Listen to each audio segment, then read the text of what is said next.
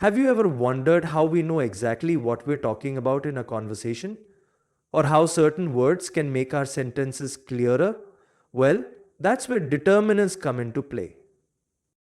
Today, we're diving into the exciting world of determiners and how they help us specify and clarify nouns. Let's start with what determiners are. Determiners are words used before a noun to specify or clarify it. They help answer questions like which one, how many, whose. Some examples of determiners include a, an, the, this, that, some, many, my, and your. Now, let's talk about types of determiners. First one is articles. An article is a type of determiner that comes before a noun to show whether the noun is specific or general. The definite article is the, and the indefinite articles are a and an.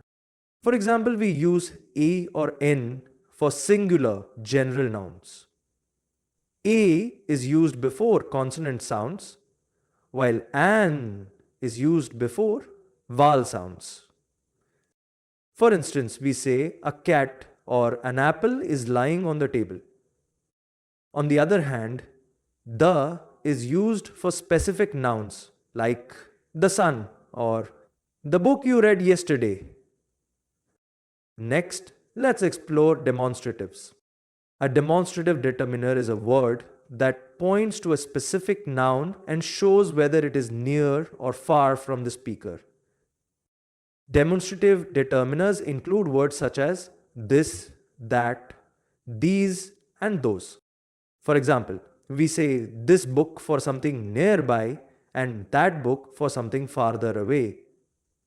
Similarly, for plural nouns, we use these for nearby items and those for items that are farther away. Moving on, we have distributive determiners. A distributive determiner refers to individual items or people in a group.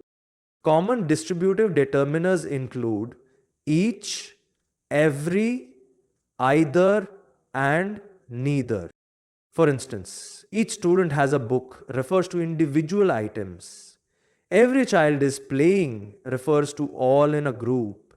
And either option is fine provides a choice between two items. Now, let's discuss interrogative determiner. An interrogative determiner is used to ask a question about a noun. The interrogative determiners are whose, what, and which. For example, you might ask, which of the books assigned this semester did you find the most interesting? Or, whose turn is it to present the findings of the research paper today? Here, which and whose are interrogative determiners. Next up are possessive determiners. Possessive determiners show ownership or possession over something.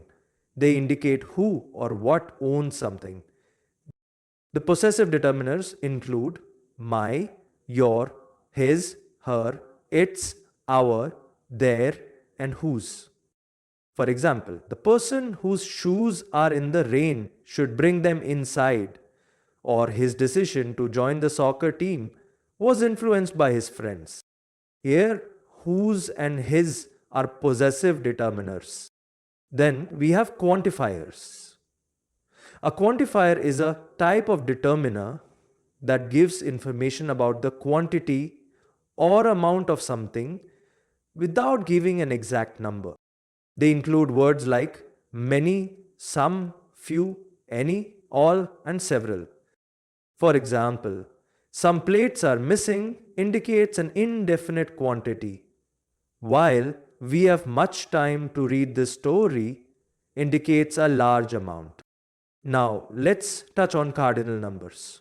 Cardinals are ordinary numbers like 1, 2, 3, etc. They show how many of something there are. For example, there are 30 students in our classroom, or there are 4 members in my family. Here, 30 and 4 are cardinal determiners. Finally, we have ordinal numbers. Ordinal numbers are used to indicate the order of nouns in a series. Words like first, second, and third are ordinal numbers. For example, my uncle will come the next Sunday, or this is not the last opportunity. Here, next and last are ordinal determiners. And that wraps up our exploration of determiners. We've learned how they specify and clarify nouns in our sentences, from articles to possessives and everything in between. Understanding these helps us communicate more clearly and effectively every day. Happy writing! We hope that you have understood the topic. You can now study chapter notes, watch video lectures, and solve MCQ tests of this chapter on EduRev to ensure you score well in your school exams. And that's not all. You also get amazing courses for maths, science, English, Hindi, and much more for class 8. Thank you.